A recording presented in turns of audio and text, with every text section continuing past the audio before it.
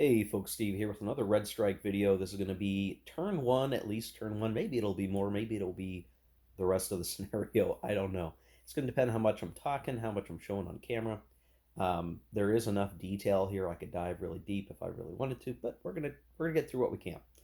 Um, in the previous video, if you want to watch that, that is talking about the setup that I attempted to put up here, the strategy of either side, both sides really, and um, the pre-turn one movement, which is sort of the approach to the border and assembly of our units um, before things get truly underway.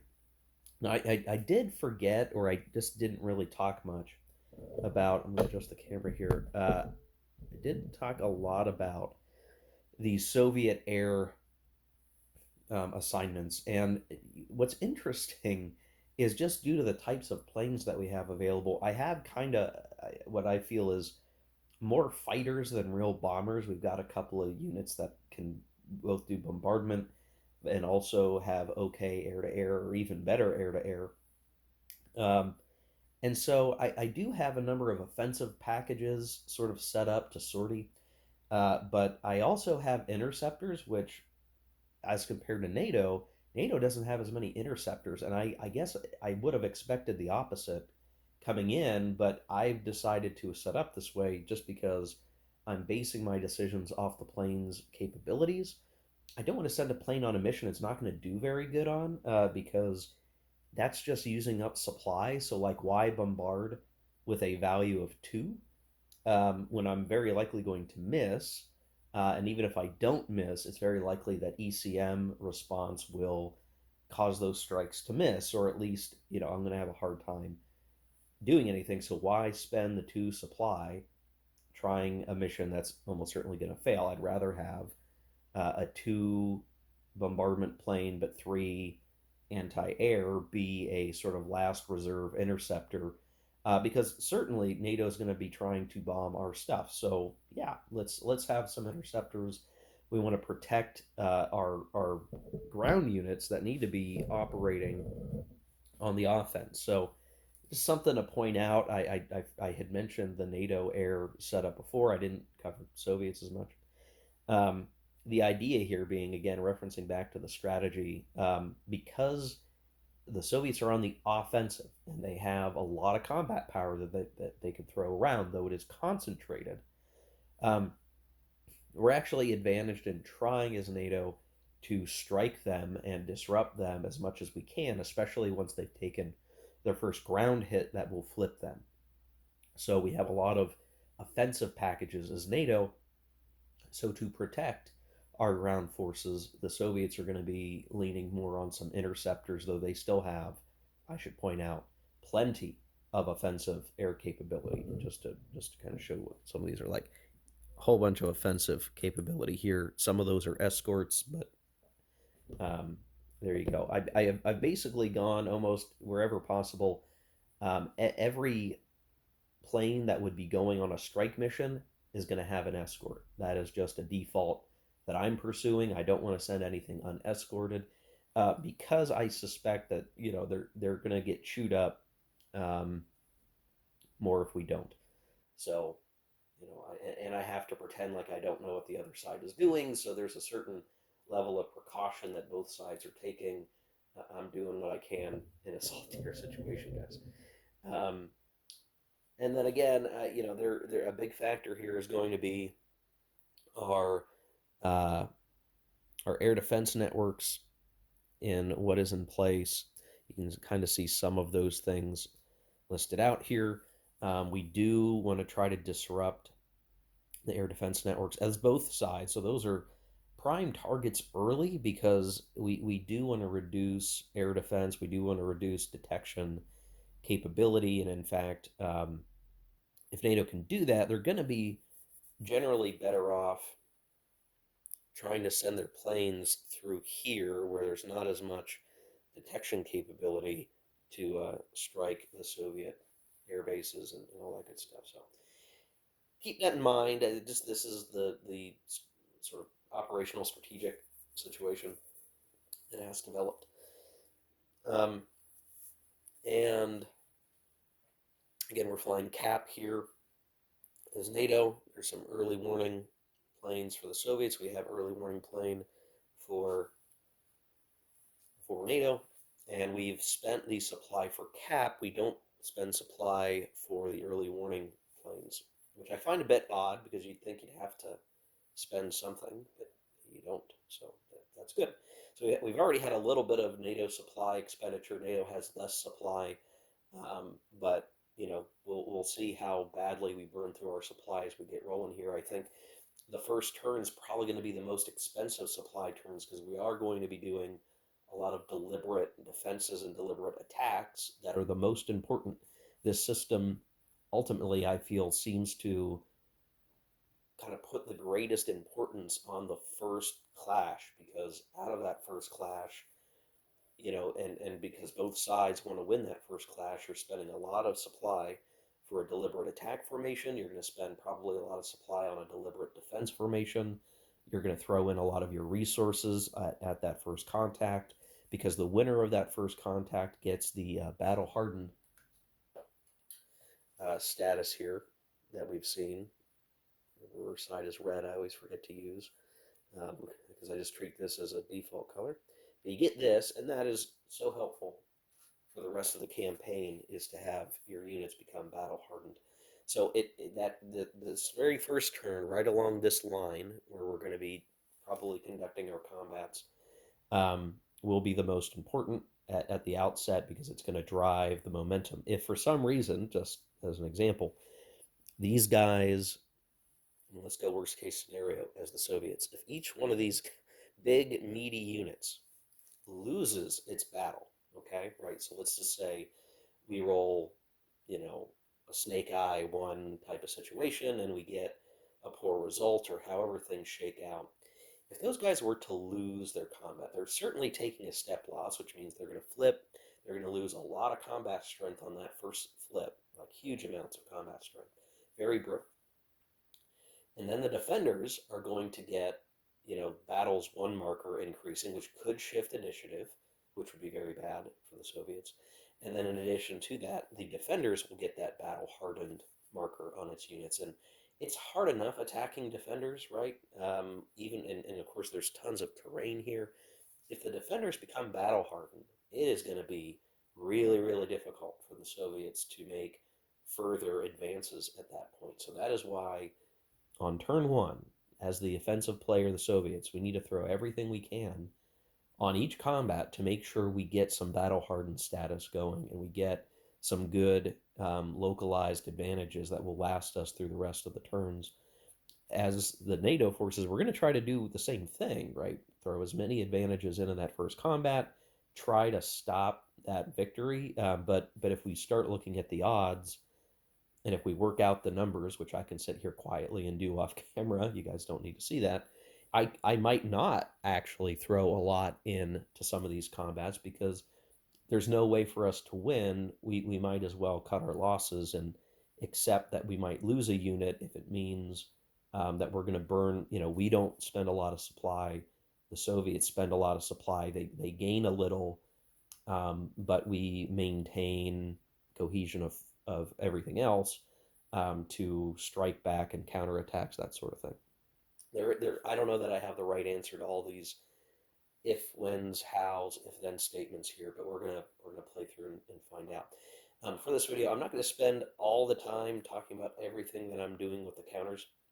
What I may try to do is do a lot of activity and then show the aftermath and talk through it, just so you don't see me flipping back between rule books and double checking if that means this and picking up a counter and putting it back down. That's not very helpful or fun, I think, for people to watch. But I will tell you that generally each action stage is going to follow some pretty common sequences, even though there's not a strict sequence of play when you're in the movement phase and you can fly planes, you can move units, you can launch missiles. I'm very much of the mind I do want to put structure to that most of the time, and what I'm going to tend to do is launch my cruise missiles from my long-range missile units first. That's the very first thing I want to do, get that out of the way, use those units up probably on turn one, and they'll go away, so we'll have less units on the board. Those hits ideally will degrade the air defense network and or hit air bases depending on my range and what I can actually hit.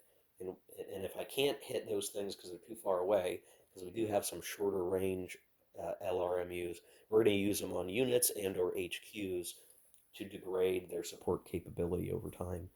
Um, and then when I'm done with my long range missile units, I'm going to tend to use my air units and begin to run strike missions or anti-air to knock down cap and or early warning systems, early warning planes. And then, and only then, am I going to bother moving uh, my ground units, and then potentially, I guess, sort of the last step of movement is leveraging um, helicopters. I guess I could do the helicopters with my planes air units, but I don't. That might be where there's a little bit of intermixing because of where the helicopters are based. But then we will have our ground units move, and that will get us prepared for the reaction segment, which the NATO side will do all the same things. We're probably going to use our long range missile units first. Then we're going to do air if we have any, sorties remaining, which I'm sure we will, or planes that hadn't gone yet in the action stage. Then NATO movement, and then we'll get to the combat phases. And that should be the general approach that I'm going to take on each of these every time. So, first action stage, second action stage, by the third action stage, when NATO goes first, at least while the Soviets have the initiative. Um, I'm not sure what they're going to be able to do after all that furious fighting. That may end up turning into a very, you know, reserves being plugged in kind of set up for the third action stage by then. I have found that the first and second tend to be obviously the um, most action oriented, and sometimes by the third action stage, there's just not much to do because every unit has moved or has done something, and you don't have a lot. Now, what I still have not done, I'm sorry, I'm sorry I didn't do this yet. Technically, I should have maybe done this in the last video. I still have not applied my reserve markers.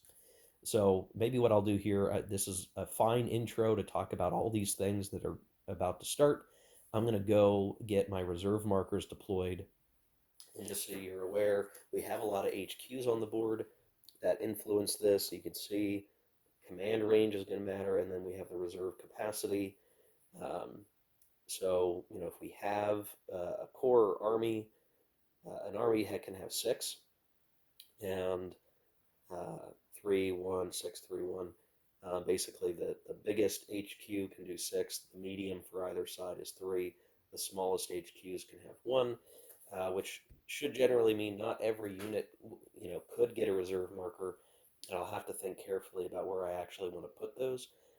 Mostly because I really do want most of my units on turn one, action stage one, to be moving and attacking and doing things. So um, the Warsaw Pact might not have very many reserves that they want to use. I think NATO has a much greater desire to probably leverage reserves, uh, even though I'm not even sure who I'm going to put on reserve, to be honest. Um, but I want to put some on so that I can figure out, how else to operate.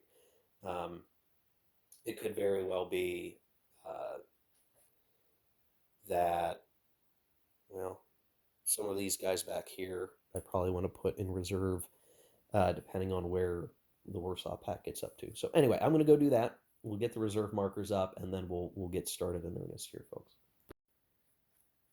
Okay, I finished putting the reserve markers. They're kind of hard to see because I've put them underneath the helicopters in some cases. I've not used very many though.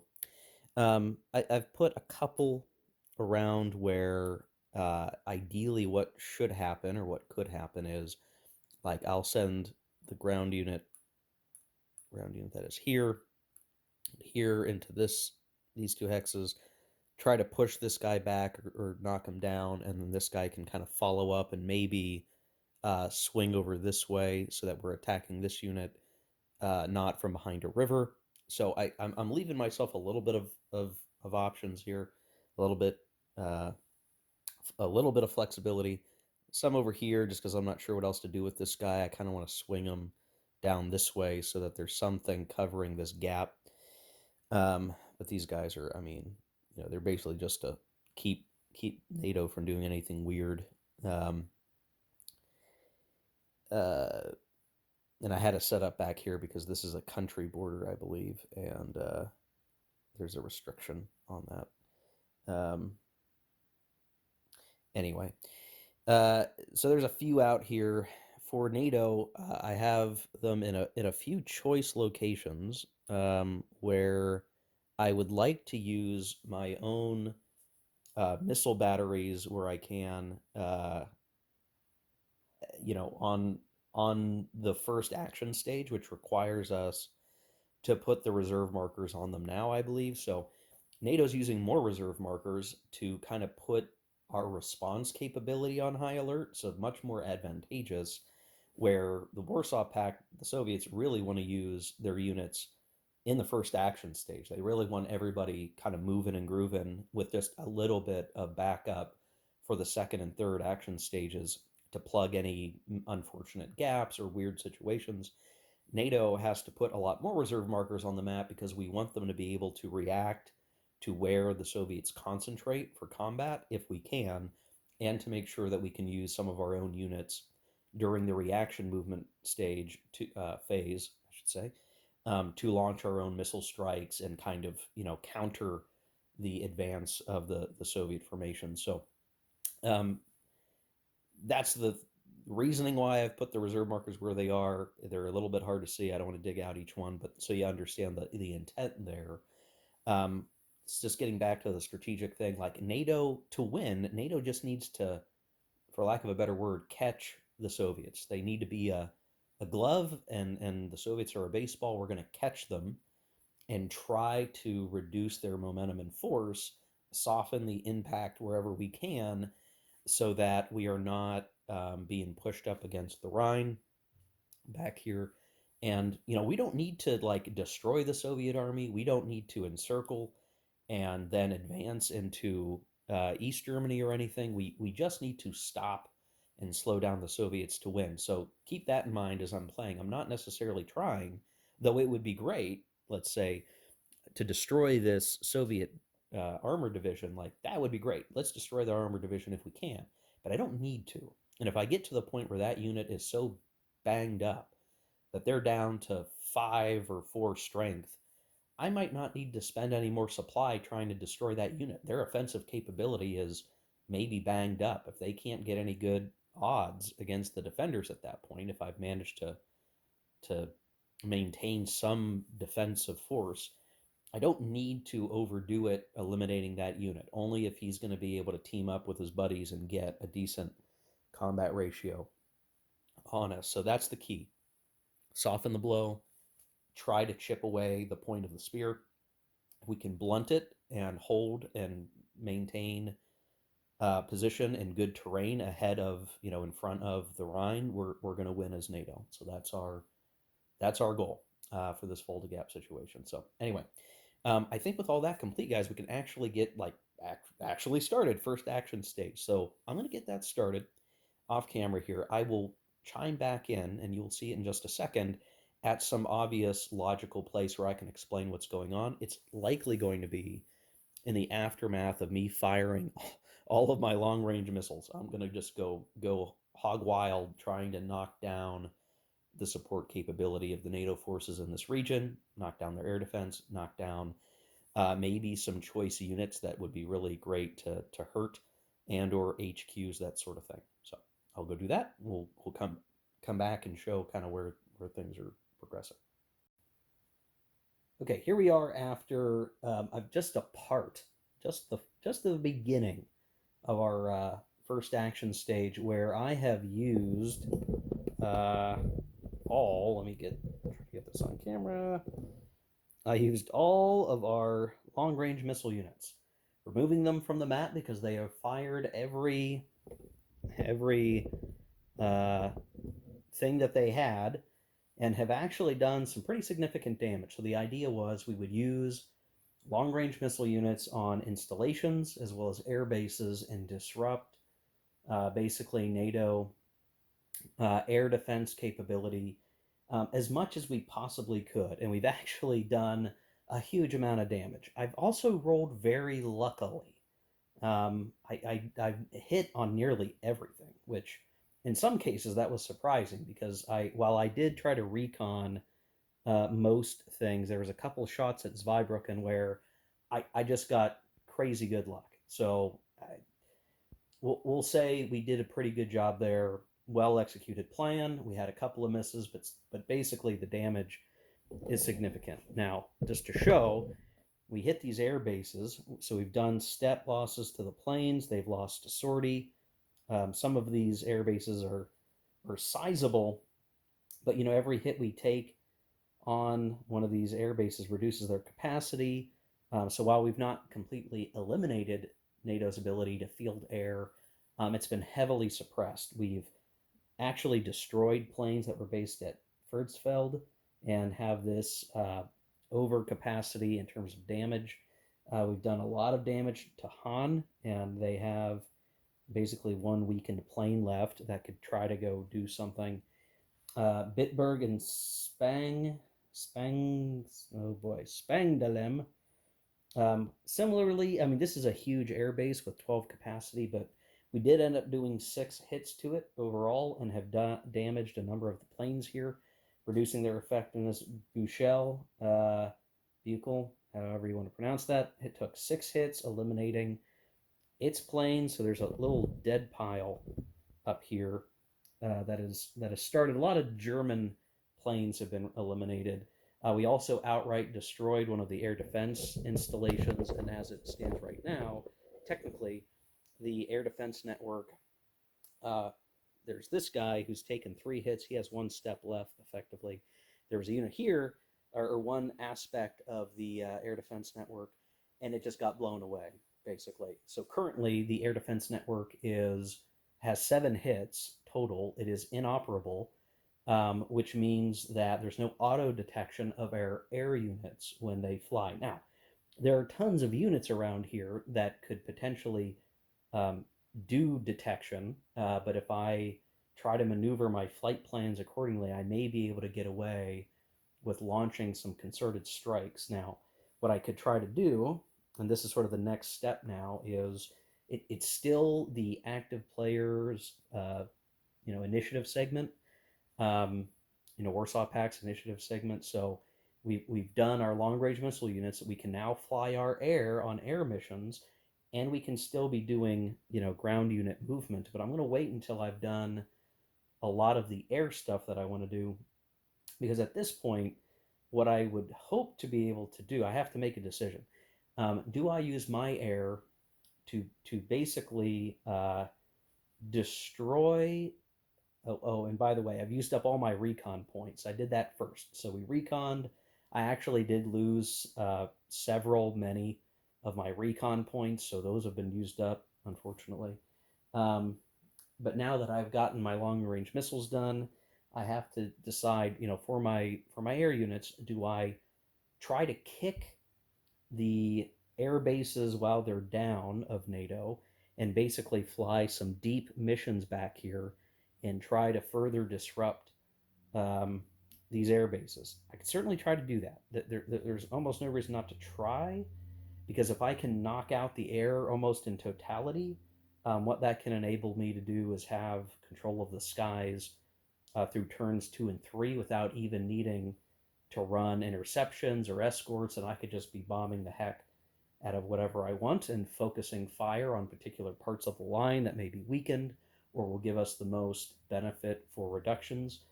Because so long as NATO air remains a threat, they could bomb our units and basically destroy our offensive capabilities. So again, I reference this as peeling back layers of the onion. We have successfully disrupted their air defense network. We have taken down a lot of their air coverage, air capability.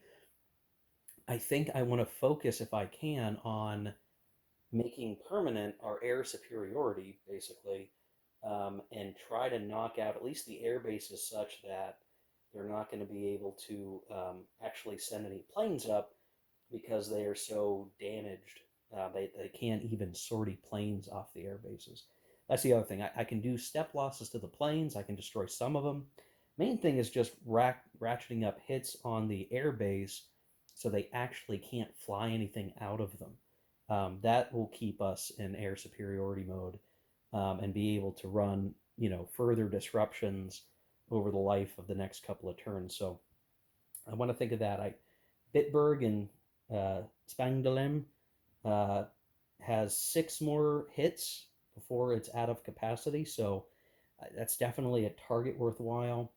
Han only needs to take 1 more step, and it's out of sorties.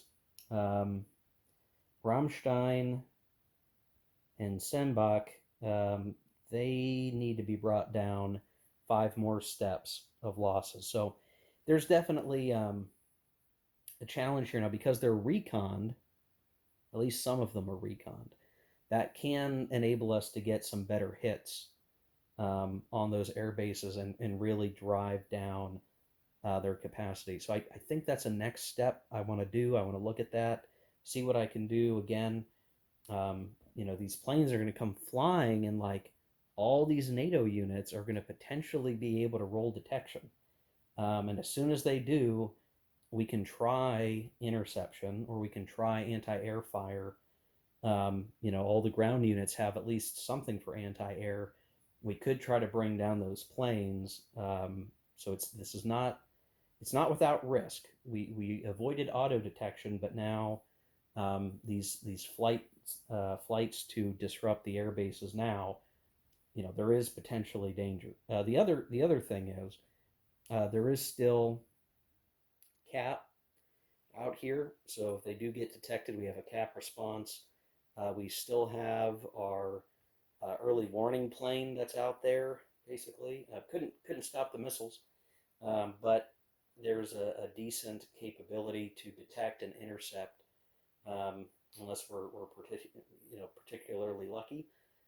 So anyway, I'm going to go do that. I'm going to run my air missions as Warsaw Pact. Think carefully about whether or not we try for the deep strikes on the airports. Do we run the risk to win permanent air superiority? Do we fly some anti-air first to try to knock down the cap in the early warning? That would be probably a good idea if we can. So I'll play through that. But again, long range missile units, we used up all of them, but that has afforded us a huge number of hits, all told. Lots of hits that are weakening NATO. So good stuff for Warsaw Pact at least. All right, let me go take care of this. Okay, so here's after the air campaign and the ground movement.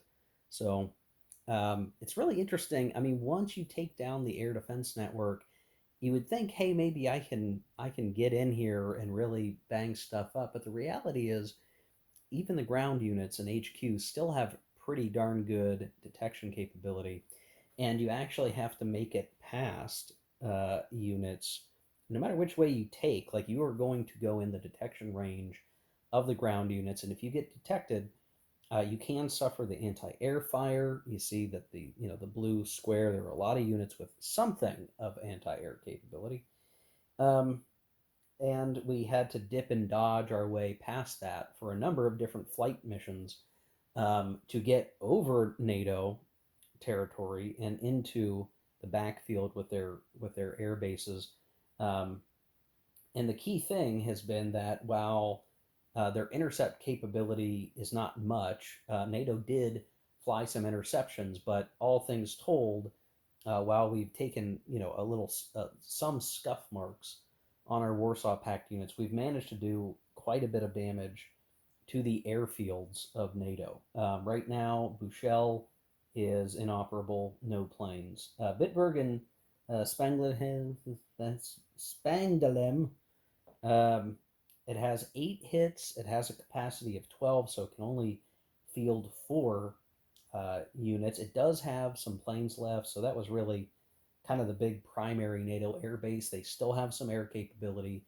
I decided to stop trying to throw my bombers because while I could maybe have done that, I basically would have given up the ability to do damage out here with bombardments, and I'm going to need some backup for our close combat air support While the helicopters are going to do a lot of that for us, I do need some backup planes in case the helicopters miss.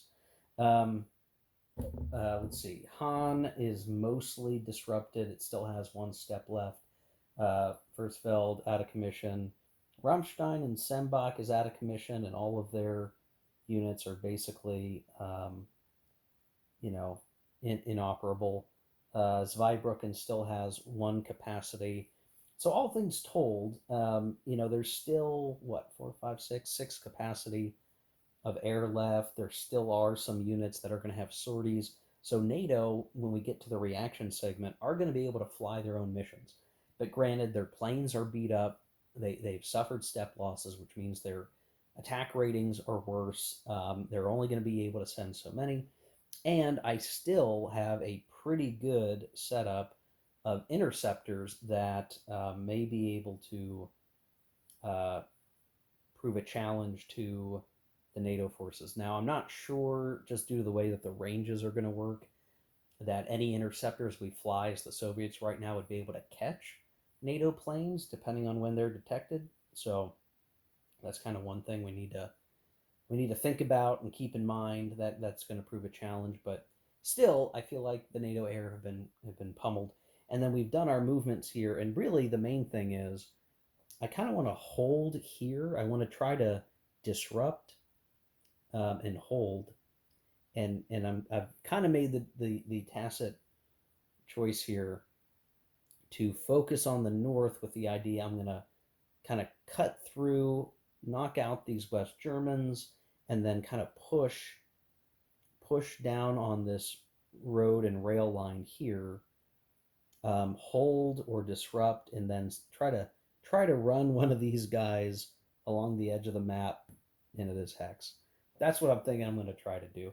It's a little bit of exploiting the edge of the map, and I don't necessarily like doing that, but I am trying to figure out like a path to get over here that makes sense.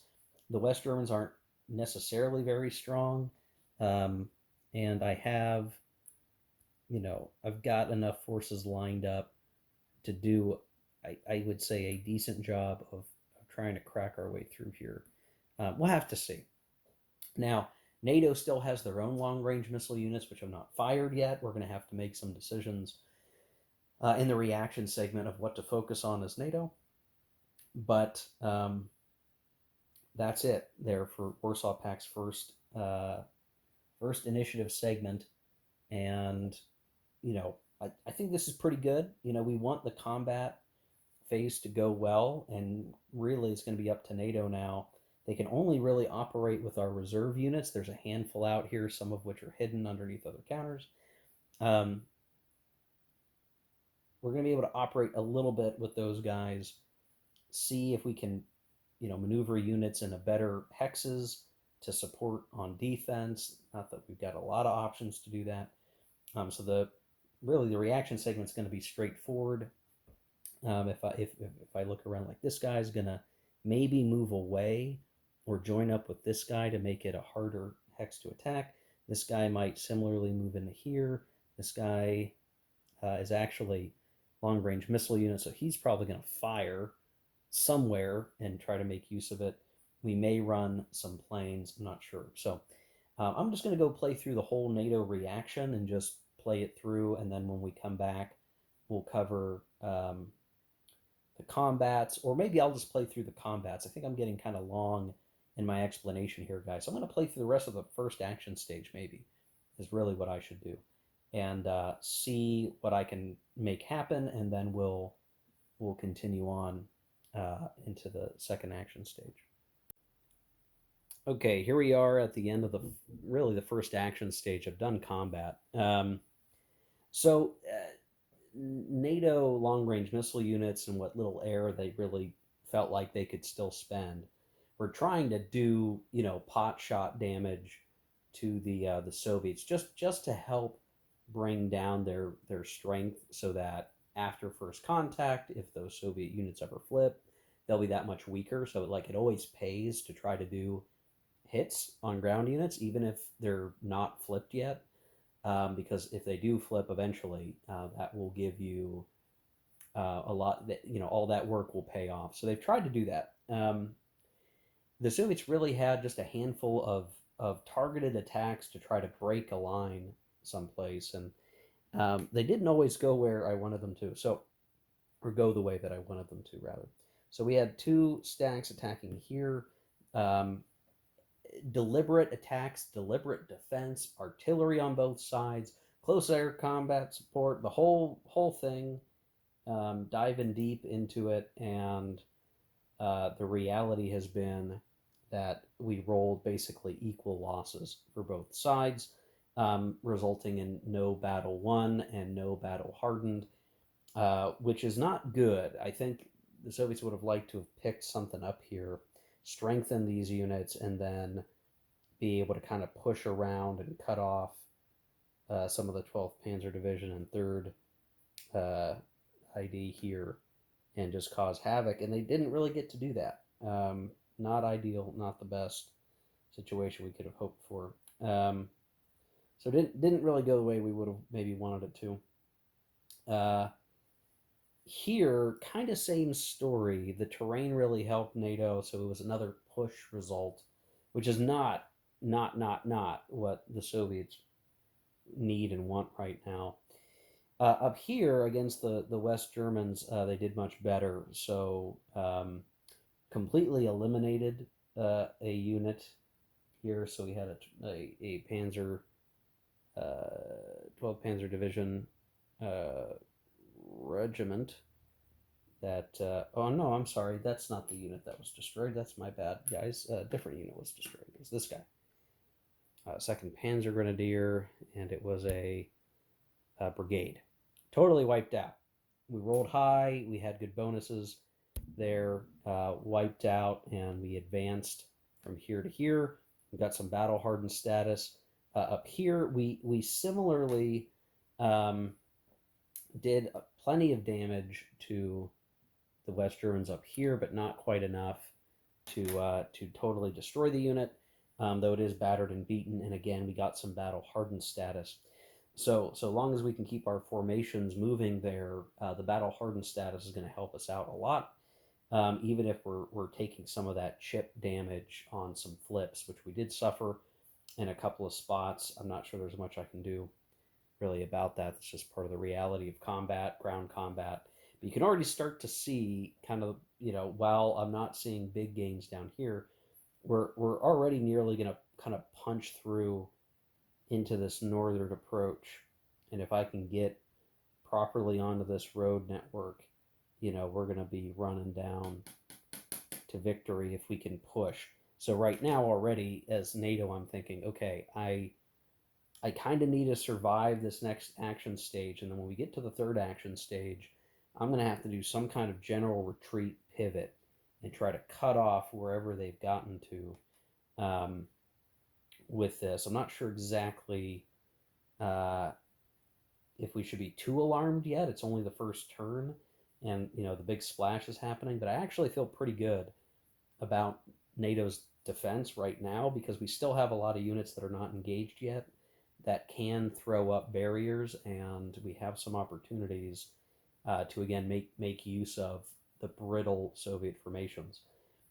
When I played a similar situation in NATO, the Cold War Goes Hot, the real difference maker here is you can take a step loss on NATO.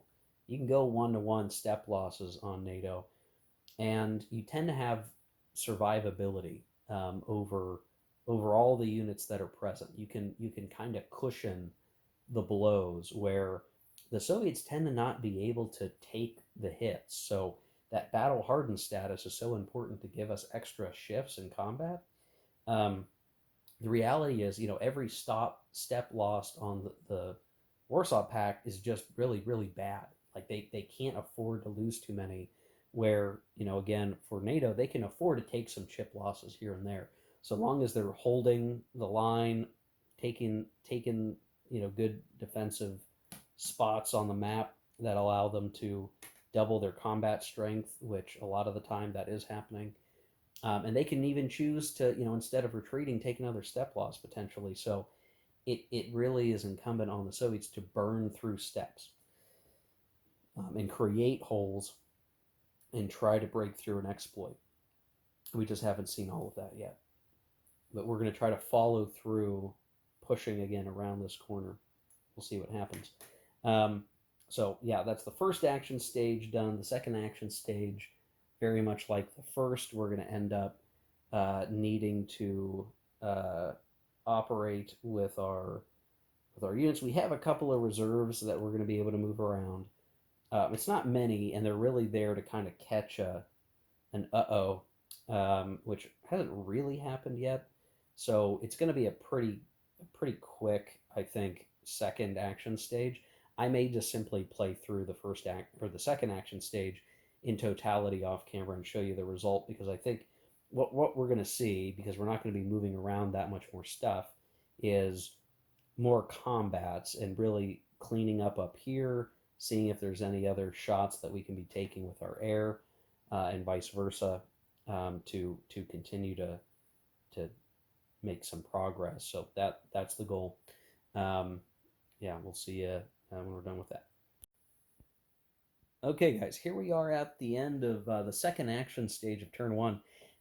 It's not a whole lot different from the last, but basically the Soviets are making use of their adjacency to continue to fight now that they're in contact. We did bring up a reserve and actually removed a NATO unit here, and then you can see basically the total loss of the West Germans up here. And so we have some driving momentum from the 8th, what, Guards Army? Is that what that probably is? And 3rd Army, 3A, I would assume that stands for 3 Army, I don't know. 3rd Army. These guys have decimated the West Germans, and besides some HQs, which would not be hard to swat aside, there's a lane here. Now the problem is going to be in the third action stage. That is when NATO gets to move the rest of their units, whether or not they're in reserve, and we're going to plug the gap. So there's not, put it this way. The fact that we've eliminated a number of ground units on the NATO side is really important, because it means that the remaining NATO forces have to pull back and potentially have to thin themselves out to try to cover all the hexes of our advance. And we've built up a number of units with battle hardened status that they've been able to maintain, and that's going to help the drive here as we've been going. Now, I did focus the second stage sorties of my air on bombardment. We got a lot of misses, unfortunately, so the Soviet luck kind of ran dry for a little bit. But we had done enough to weaken these units that when it came to combat losses, they were quickly swept away. So we have some potential now to continue to pressure NATO. I think almost assuredly we're going to have to pull back. We've lost a whole formation, so we're going to probably see the Fifth Corps um, probably slide to the west a little bit, the northwest, and try to pull these HQs back. And then by that nature, 7th Corps is going to have to also potentially slide a little bit, and we're going to try to pull these guys back and out. Problem is their defensive line, there's a ton of clear terrain here, so they're going to try to fall back to, I think, like this set of hexes may be best. Alternatively, I don't know, maybe we need to stay. This guy's going to get squished. I don't know. There's no good answer. We could stay in the tough terrain there and try to hold the left flank of the Soviet force for a little bit longer, maybe through turn 2. That would at least keep the Soviets from being down here by the end of turn 3. But we are definitely going to have to give up ground to block the right flank, the Soviet right flank, the northern flank that's going to try to slide down this highway. What I was thinking was, as the Soviets, if we can get control of the roads, like come through to here, and then really you're just, potentially with a high moving unit, a move or two away from getting in here. The real problem is Soviets are going to, they're short on time. We only get so many moves. So it's about creating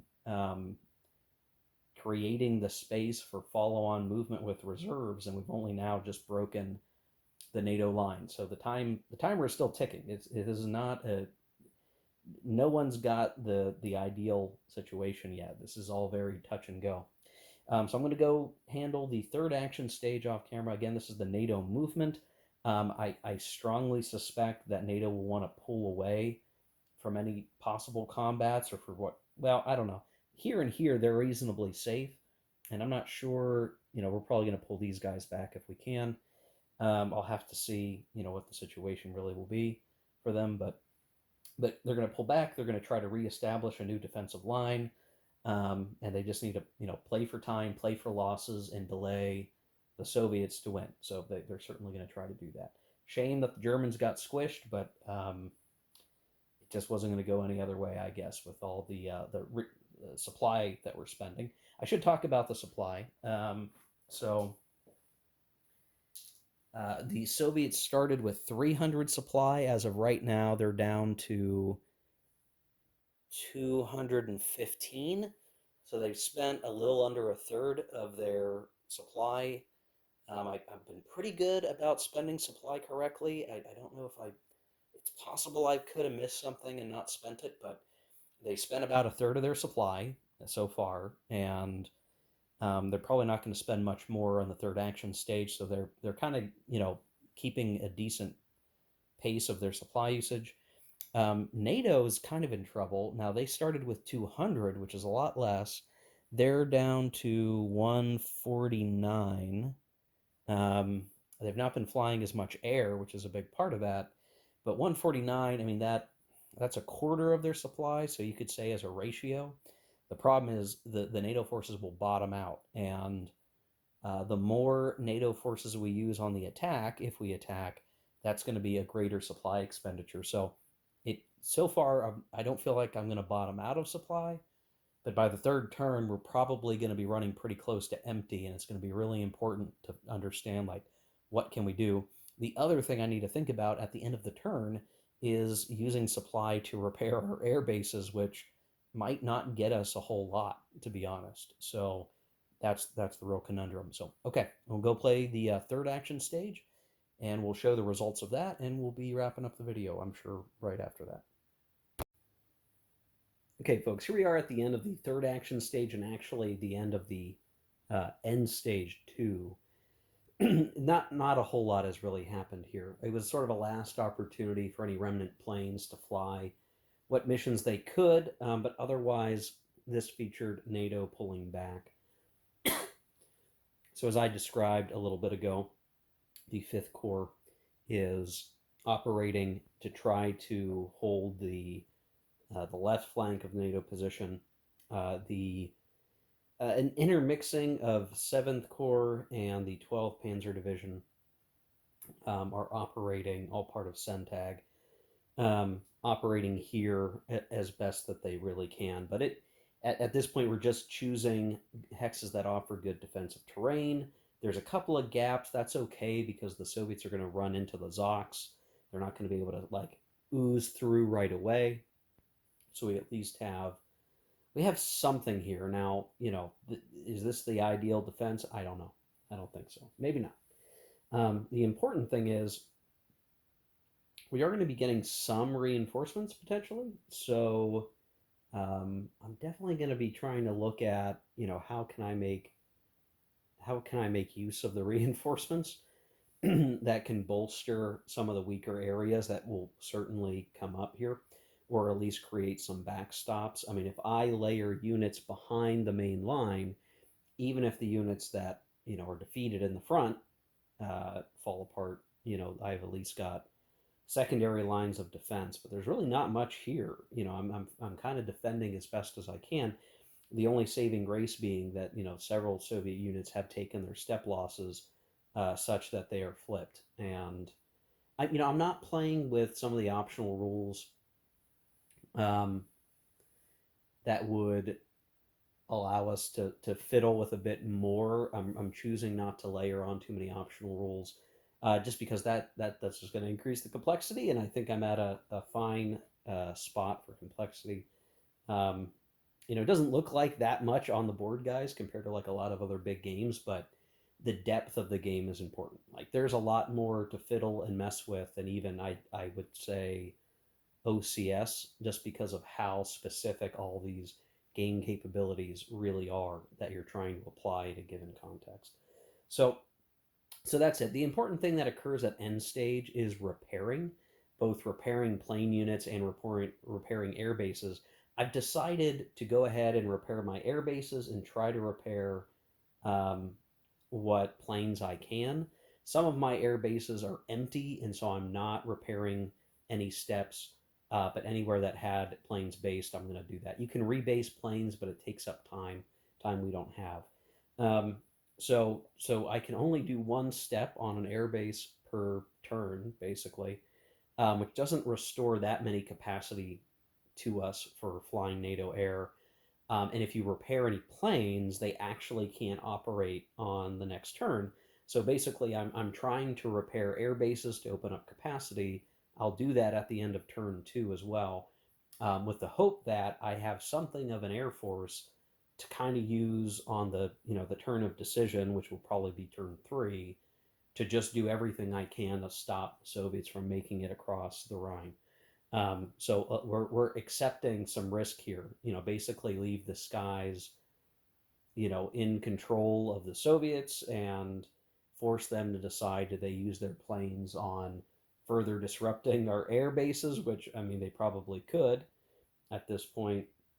They don't have much in the way of uh, capability to respond, or using their air power to strike the units to create the gap. So the air is kind of a trap. Like if the Soviets want to waste air power on bombing more air bases, they can. That means less bombing of the units on the map. But I do think this is the I think the smart play, because I don't think much of this is really that hidden at this point. Um, and I'm just playing solitaire because that's just the way it's got to be right now. The Soviet player would certainly say, okay, that's fine. You rest and recuperate their NATO air while I bomb the crap out of the units on the board, and help create the openings we need for victory. So that's probably going to be a theme of turn two, is just Soviet air superiority for the moment, at least, um, to disrupt. I have to say those long range missile units were really critically important. The fact that we got pretty good luck all throughout, that's a big shift in harming the NATO air capability.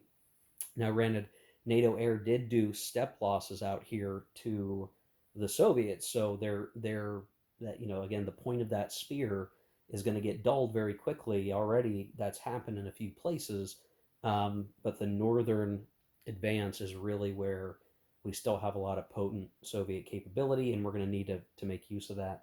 The fact that I've fallen back this far, um, I mean, I guess I could have. It might actually be better to be here, I guess. At least one more hex, so I'm going to allow myself that slight change. Um, but there's no good options. I'll just say that there's no great options.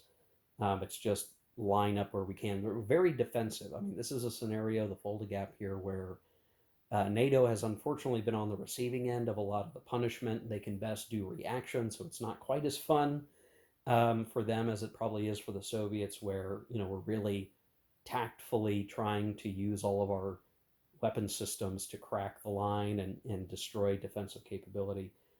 So much more entertaining, I guess, from the Soviet perspective. Which is interesting, because I would imagine most times that you play a big campaign game, it's going to be the case. You're probably going to play it as the Warsaw Pact is the aggressor. They have initiative. Warsaw Pact is retaining initiative, by the way, due to the battles that they won.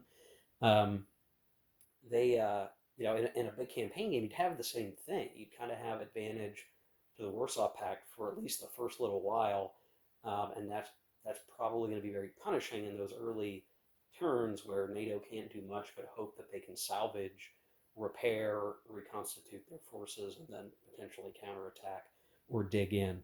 So it's just a shape of everything that's in the game. Um, we've not really tried to do much in the way of counterattacking because it's not really behooved NATO to do that in this scenario.